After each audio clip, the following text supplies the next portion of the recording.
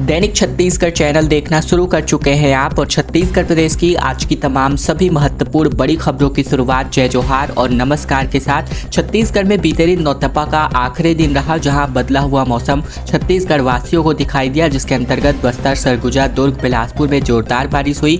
कड़ी धूप और गर्मी से राहत मिली है। छत्तीसगढ़ में नौतपा के आखिरी दिन मौसम बदला रहा। जगदलपुर, दुर्ग और सरगुजा साथ ही कोरिया जिले में भारी बारिश हुई, जिसके बाद लोगों को भीषण गर्मी से थोड़ी राहत मिली है। नौतपा के 8वें दिन यानी शनिवार की बात करें तो रायपुर और बिलासपुर में दिन भर लू के हालात बने रहे। दिन का अधिकतम तापमान 46 से 47 डिग्री के आसपास रहा। प्रदेश में सबसे गर्म स्थान रायपुर रहा, जहां दिन का तापमान 45.7 डिग्री सेल्सियस रहा। बस्तर संभाग में आने वाले 5 दिन अंधड़ और बारिश के आसार अभी भी बने हुए हैं। वहीं दुर्ग में बारिश होने की वजह से गर्मी से राहत मिली है। दिन भर तेज गर्मी महसूस की गई और रात के 9 बजे तक हीट वेव से लोग परेशान रहे। प्रदेश में पड़ रही भीषण गर्मी से मरने वालों की संख्या 12 पर जा पहुंची है।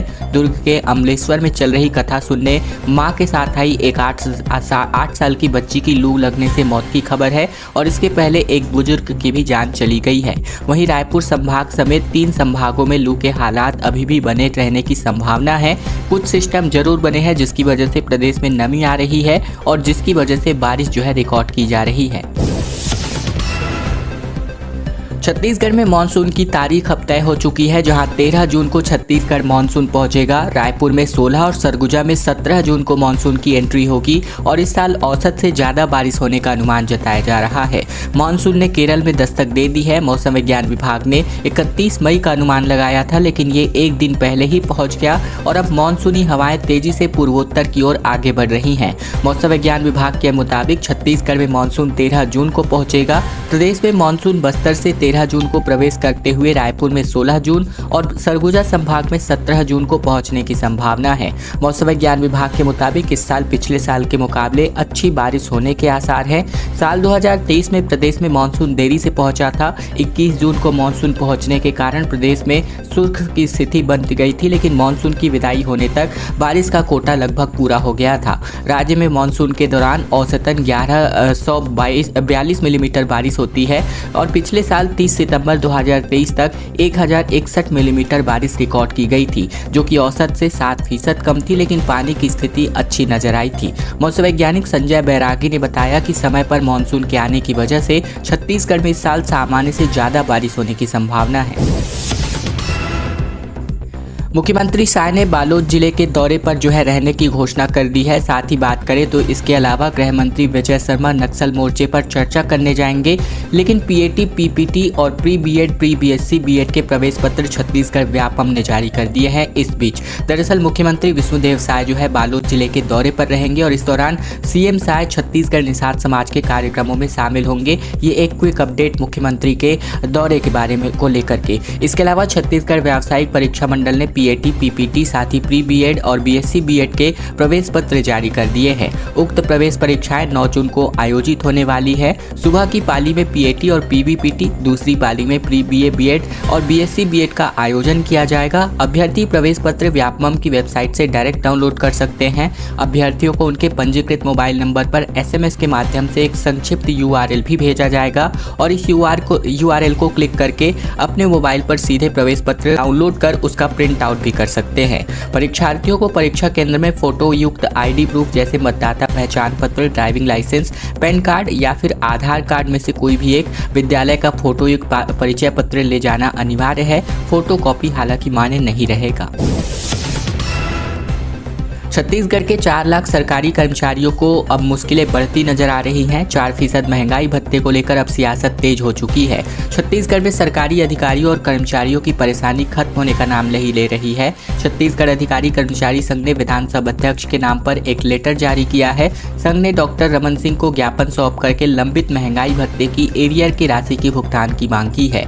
वहीं संघ ने कहा है कि छत्तीसगढ़ अधिकारी कर्मचारी फेडरेशन के अनुरोध पर प्रदेश के अधिकारी कर्मचारियों को 4% 4% महंगाई भत्ता मार्च 2024 से स्वीकृत किया गया है, जबकि इसके जुलाई 2023 से स्वीकृत किया जाना चाहिए था। डीए का एरियर नहीं मिलने की वजह से छत्तीसगढ़ के 4 लाख कर्मचारियों को बड़ा नुकसान हो रहा है। बता दें कि वित्त विभाग ने 14 मार्च 2024 को एक आदेश जारी किया था कि प्रदेश के कर्मचारियों को 4% महंगाई भत्ता जुलाई 2023 से दिया जाएगा और इस पत्र में कहा गया था कि जुलाई 2023 से 4% महंगाई भत्ता स्वीकृत करने के लिए संशोधित आदेश एवं 2019 से लंबित एरियर्स की राशि जीपीएफ के खाते में समायोजित की जाए और इस संबंध में बताया गया कि 4% महंगाई भत्ता का भुगतान जुलाई 2023 से करना है, लेकिन अभी तक ऐसा होता हुआ दिखाई नहीं दे रहा। बिलासपुर से खबर, जहां श्रद्धालुओं से भरी एक पिकअप और ट्रक में जोरदार टक्कर हो गई, जिसमें 25 लोग घायल हो गए, जिनमें से 9 महिलाएं, 3 बच्चे और 20 के हालात अभी गंभीर बने हुए हैं। मरी माता के लिए ये सभी दर्शन करने जा रहे थे। छत्तीसगढ़ में एक बार फिर से लोगों से भरी पिकअप रविवार को हादसे का शिकार हो गई। बिलासपुर में ट्रक के टक्कर से यात्रियों से भरी पिकअप पलट गई और इसके चलते उसमें सवार 9 महिलाएं, 3 बच्चों सहित कुल 25 लोग घायल हो गए। इनमें से 20 लोगों के हालात गंभीर है। हादसा रतनपुर थाना क्षेत्र का है। जानकारी के मुताबिक सभी लोग मरी माता मंदिर में दर्शन करने जा रहे थे और इसी दौरान रतनपुर बेलगहना के बीच रानी बछाली मोड़ के पास सामने से आ रही ट्रक में टक्कर हो गई और टक्कर इतनी जोरदार थी कि पिकअप सड़क किनारे पलट गया। बताया जा रहा है कि हादसे के समय पिकअप में 30 लोग सवार थे। हादसे के बाद चीख पुकार की स्थिति निर्मित हो गई। आसपास के लोग मौके पर पहुंचे और पुलिस को इसकी तत्काल सूचना दी गई, जिसके बाद घायलों को एम्बुलेंस के माध्यम से रतनपुर सामुदायिक स्वास्थ्य केंद्र लाया गया। वहां गंभीर देख करके 20 लोगों को बिलासपुर रेफर किया गया है। सभी घायल बिल्हा थाना क्षेत्र के ग्राम कया के रहने वाले बताए जा रहे हैं। पंडित सुंदरलाल शर्मा के बीए अंतिम वर्ष के परीक्षा परिणाम जारी कर दिए गए हैं। 54% स्टूडेंट्स पास हुए, जबकि 3706 परीक्षार्थी अनुत्तीर्ण हो गए हैं। दरअसल पंडित रविशंकर शुक्ल विश्वविद्यालय की तरफ से बीए अंतिम वर्ष के वार्षिक परीक्षा परिणाम जारी कर दिए गए हैं, जिसमें 54.51% छात्र छात्राएं उत्तीर्ण हुई हैं। 2872 छात्रों ने पूरक परीक्षा की पात्रता हासिल की है। वहीं अगर बात करें तो परीक्षा में 15,011 परीक्षार्थियों ने हिस्सा लिया था, जिसमें से 8,183 परीक्षार्थी उत्तीर्ण हुए हैं। 3,706 अनुत्तीर्ण हुए हैं, जिनकी लिस्ट अभी आप इस वक्त अपनी स्क्रीन पर देख रहे हैं। वहीं अगर बात करें तो अनुपस्थित जो है अब 126 परीक्षार्थी जो है परीक्षा में अनुपस्थित रहे। परीक्षा में कुल 2,730 परीक्षार्थी प्रथम श्रेणी, जबकि 5,428 द्वितीय श्रेणी और 25 छात्र छात्राएं तृतीय श्रेणी में उत्तीर्ण हुई हैं। मुख्यमंत्री ने कहा कि मात्र 20 पैसे प्रति यूनिट बिजली की दर बढ़ाई गई है और ये काफ़ी मामूली बात है। बालोद में मुख्यमंत्री विष्णुदेव साय ने कहा कि 400 यूनिट तक बिजली हाफ दे रहे हैं, थोड़ा बढ़ाना स्वाभाविक है। दरअसल छत्तीसगढ़ में बिजली दरों की बढ़ोतरी पर सीएम विष्णुदेव साय ने इसको मामूली बढ़ोतरी करार दिया है। बालोद में उन्होंने कहा कि मात्र 20 पैसे प्रति यूनिट बिजली दर बढ़ा है, जो कि आज के समय में सामान्य है। अगर बिजली का दर नहीं बढ़ाया जाएगा तो बिजली व्यवस्था दुरुस्त कैसे हो पाएगी। वहीं इस पर प्रदेश कांग्रेस अध्यक्ष दीपक बैज ने कहा कि बिजली दर में 8% से अधिक की बढ़ोतरी हुई है। प्रदेश की जनता महंगाई से परेशान है और ये फैसला जनता को आर्थिक चोट पहुंचाना और जख्मों पर नमक छिड़कने के जैसा है। सीएम साय ने कहा कि हमें अधिक से अधिक लोगों तक बिजली पहुंचाना है और व्यवस्था को भी दुरुस्त रखना है, तो थोड़ा बहुत बढ़ाना स्वाभाविक है। 20 पैसे बढ़ा रहे हैं, लेकिन 400 यूनिट तक बिजली बिल हाफ भी दे रहे हैं। आज के समय में हम 20 पैसा बहुत ज़्यादा नहीं है। दीपक बैज ने कहा कि कांग्रेस की सरकार ने विपरीत परिस्थितियों में भी बिजली उपभोक्ताओं को राहत देने के लिए बिजली बिल हाफ योजना शुरू की थी और इसका लाभ प्रदेश के 44 लाख घरेलू उपभोक्ताओं को मिलता था। 5 साल में प्रत्येक उपभोक्ताओं को 40 से 50 हजार रुपए तक की बचत होती थी, ये कांग्रेस अध्यक्ष दीपक बैज ने कहा। जगदलपुर में भीषण गर्मी के चलते खेल प्रशिक्षण शिविर आयोजित किया जा रहा था, इसको स्थगित कर दिया गया है। 16 मई से फुटबॉल, बैडमिंटन समेत अन्य खेलों का प्रशिक्षण शुरू हुआ था। छत्तीसगढ़ के बस्तर जिले में आयोजित ग्रीष्मकालीन खेल प्रशिक्षण शिविर को स्थगित कर दिया गया है। 16 मई से 21 दिनों का शिविर शुरू हुआ था, लेकिन भीषण गर्मी को देखते हुए शिविर को बीच में ही स्थगित करना पड़ा है। संचालनालय खेल एवं युवा कल्याण विभाग ने राज्य में भीषण गर्मी के कारण ग्रीष्मकालीन खेल प्रशिक्षण शिविर को स्थगित करने का का आदेश जारी किया है। जगदलपुर में 16 मई से शहर के विभिन्न खेल मैदानों में hockey, volleyball, handball, basketball, football, badminton, शतरंज, स्केटिंग समेत अन्य गेम्स का प्रशिक्षण दिया जा रहा है। इसी के साथ ही खेलो इंडिया प्रशिक्षण केंद्र और एकेडमी बिलासपुर के लिए आयोजित चयन ट्रायल को भी भीषण गर्मी के कारण स्थगित कर दिया गया है और ऐसा बताया जा रहा है कि जल्द ही नई तारीखों का ऐलान किया जाएगा, जिसमें चयन और प्रशिक्षण दोनों होंगे। शिव महापुराण कथा में मालवाहक से ले जाए गए श्रद्धालुओं को लेकर के अब फ्लाइंग स्क्वाड की टीम ने 16 वाहनों पर 36,600 रुपए का जुर्माना लगाया, समझाइश देकर के भी छोड़ा। दरअसल दुर्ग जिले में अमलेश्वर में चल रही शिव महापुराण कथा में आने जाने वाले यात्रियों को मालवाहक वाहन से ले जाया जा रहा है। आरटीओ के उड़न दस्ता की टीम ने चेकिंग के दौरान 16 मालवाहक वाहनों पर 36,600 रुपए का जुर्माना लगाया है। कवर्धा और बेमेतरा जिले में मालवाहक से हुए हादसे के बाद प्रशासन इस पर ध्यान दे रहा है। परिवहन उड़न दस्ता प्रभारी विकास शर्मा ने बताया कि अमलेश्वर में चल रही कथा में आसपास के गांव से मालवाहक में लोगों के पहुंचने की सूचना मिली थी, जिस पर वरिष्ठ अधिकारियों के निर्देश पर उन सभी मालवाहकों को चेक किया गया जिसमें यात्री सवार मिले। उन वाहनों पर कार्यवाही की गई और इसके साथ ही दोबारा गलती करने वाले वाहन को जब्ती और ड्राइवर के लाइसेंस सस्पेंड किए जाने को लेकर भी समझाइश दी गई है। छत्तीसगढ़ के अब चुनाव परिणाम आने वाले हैं। ऐसे में गमछा पहनकर कलेक्टर ने मतगणना स्थल का जायजा लिया। रायपुर में कर्मचारियों को गमछे भी बांटे। हीट स्ट्रोक से बचने ORS घोल और शरबत का भी इंतजाम किया गया। 4 जून को छत्तीसगढ़ यानी कल लोकसभा चुनाव की काउंटिंग होनी है और इसके लिए तैयारियां अंतिम चरण में है। रायपुर में सेजबहार के गवर्नमेंट इंजीनियरिंग कॉलेज में काउंटिंग सेंटर बनाया गया है, जहाँ कलेक्टर गौरव सिंह ने बीते दिन पहुंचकर तैयारियों का जायजा लिया, जहाँ उन्होंने गर्मी से बचने कर्मचारियों को गमछा भी वितरित किया। मतगणना स्थल में ड्यूटी में लगे अधिकारियों और कर्मचारियों को हीट स्ट्रोक से बचाने के इंतजाम भी किए जा रहे हैं। पहली बार मतगणना स्थल पर AC की व्यवस्था भी की जा रही है। ठंडे पानी, ORS घोल, रसना और नींबू पानी की व्यवस्था की गई है। रायपुर लोकसभा के वोटों की गिनती सेजबहार सेंटर के अलावा बलौदाबाजार जिले में भी होगी। कलेक्टर ने पीने के पानी के साथ ही एंट्री गेट और बाकी जगहों पर लगे पंडालों में मिस्टिंग सिस्टम लगाने के निर्देश जारी किए। मिस्टिंग सिस्टम हवा को ठंडा रखने के लिए पानी की बारीक फुहारें फेंकता है। पानी की फुहार से बाहर ड्यूटी में तैनात कर्मचारियों को गर्मी से राहत मिल सके, इसको लेकर के अब लगातार इंतजाम किए जा रहे हैं।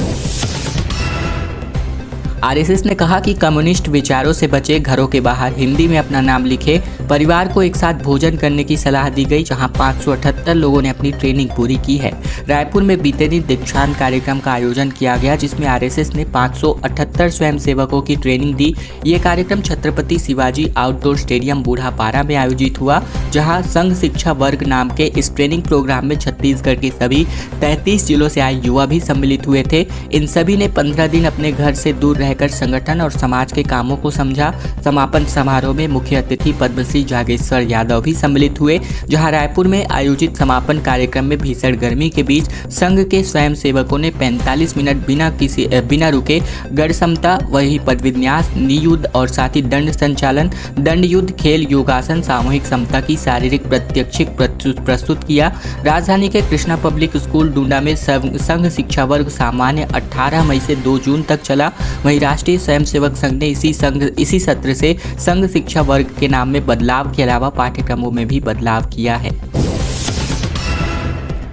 बैलेट यूनिट, कंट्रोल यूनिट और वीवीपैट में 611 गड़बड़ियां पाई गई, जिस पर निष्पक्ष चुनाव को लेकर संदेह की स्थिति निर्मित हो रही है।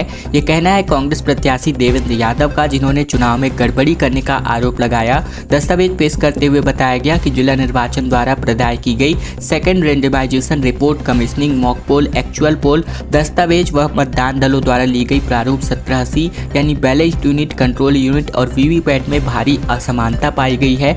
बैलेट यूनिट, कंट्रोल यूनिट और वीवीपैट में 611 गड़बड़ियां मिली हैं। इसके चलते निष्पक्ष चुनाव में संदेह है। पूरे मामले की जांच को लेकर चुनाव आयोग को इन्होंने पत्र भी लिखा है। दस्तावेज पेश करते हुए देवेंद्र यादव ने बताया कि लोकसभा निर्वाचन क्षेत्र बिलासपुर के अंतर्गत आने वाले 8 विधानसभा क्षेत्र, जिसके अंतर्गत कोटा, तखतपुर, बिल्हा, बिलासपुर, बेलतरा, मस्तूरी, लोरमी व मुंगेली में चुनाव के दौरान जिला निर्वाचन अधिकारी द्वारा उपलब्ध कराए गए बैलेट यूनिट, कंट्रोल यूनिट और वीवीपैट संबंधित दस्तावेज व कुल 2251 मतदान केंद्रों के मतदान दलों द्वारा प्रदाय किए गए प्रारूप 1780 के मिलान में असमानता पाई गई है। कुल 611 गड़बड़ियां पाई गई हैं, जिसको लेकर इन्होंने चुनाव आयोग से अपनी शिकायत भी की है। रायपुर आईआईएम की ट्रेनिंग में आचार संहिता के उल्लंघन को लेकर के अब कांग्रेस की निर्वाचन अधिकारी से शिकायत जो है देखने को मिल रही है। दरअसल रायपुर आईआईएम में हुई मंत्रियों की ट्रेनिंग का मामला अब सियासी तूल पकड़ता जा रहा है। कांग्रेस ने इस पूरे आयोजन को लेकर सवाल खड़े किए हैं। मुख्य निर्वाचन पदाधिकारी से इसकी शिकायत भी की गई है। कांग्रेस ने इस पूरे आयोजन को लेकर आचार संहिता का उल्लंघन भी करार दिया है। इस शिविर को लेकर मुख्यमंत्री विष्णुदेव साय ने कहा कि ये शिविर प्रदेश के विकास के लिए कारगर साबित होगा। कांग्रेस की ओर से जारी किए गए आधिकारिक बयान में कहा गया कि पिछले 5 महीने में जिस प्रकार से बीजेपी की सरकार दिशाहीन ढंग से चल रही थी, उस कारण शायद सरकार के मंत्रियों को सुशासन का प्रशिक्षण देना आवश्यक था, मगर ये सरकारी कार्यक्रम है। प्रदेश में आचार संहिता लागू है और ऐसे में सरकारी कार्यक्रम आयोजित नहीं हो सकते। कांग्रेस नेता सुशील आनंद शुक्ला ने बताया कि आदर्श आचार संहिता के समय कोई भी सरकारी आयोजन केंद्र सरकार के संस्थान में और राज्य सरकार के मंत्रियों के लिए आयोजित किया जाना आदर्श आचार संहिता का उल्लंघन है। भले ही राज्य में मतदान संपन्न हो चुका है, लेकिन अभी भी आदर्श आचार संहिता लागू है। इस आयोजन में मुख्यमंत्री और मंत्रीगण सभी सम्मिलित हुए थे। 400 सीट की प्राप्ति के लिए भाजपा महायज्ञ आयोजित करेगी। राजधानी के प्राचीन काली मंदिर में बीजेपी प्रदेश अध्यक्ष किरण सिंहदेव, मंत्री बृजमोहन अग्रवाल समेत कई नेता इसमें सम्मिलित होने वाले हैं। लोकसभा चुनाव के 7वें चरण की वोटिंग समाप्त होने के बाद अब कल जो है वोटिंग के रिजल्ट्स का इंतजार है, क्योंकि इस दिन होने वाली मतगणना के बाद ये पता चल जाएगा कि आखिर जनता ने किसे अपना आशीर्वाद सौंपा है। ऐसे में विभिन्न एजेंसियों के एग्जिट पोल में जिस तरह से एक बार फिर भाजपा की सरकार बनती दिख रही है, उसको लेकर भाजपाई काफी उत्साहित नजर आ रहे हैं। रायपुर से बीजेपी के प्रत्याशी बृजमोहन अग्रवाल को तो जीत की अग्रिम बधाइयां भी मिलनी शुरू हो चुकी है। इस बीच बीजेपी 400 सीट की प्राप्ति के लिए आज राजधानी स्थित प्राचीन काली मंदिर में महायज्ञ आयोजित करने वाली है। बता दें कि ये महायज्ञ आकाशवाणी के पास स्थित प्राचीन काली मंदिर में आज सुबह 10 बजे से शुरू होगा, जिसमें भाजपा प्रदेश अध्यक्ष किरण सिंहदेव भी सम्मिलित होने वाले हैं।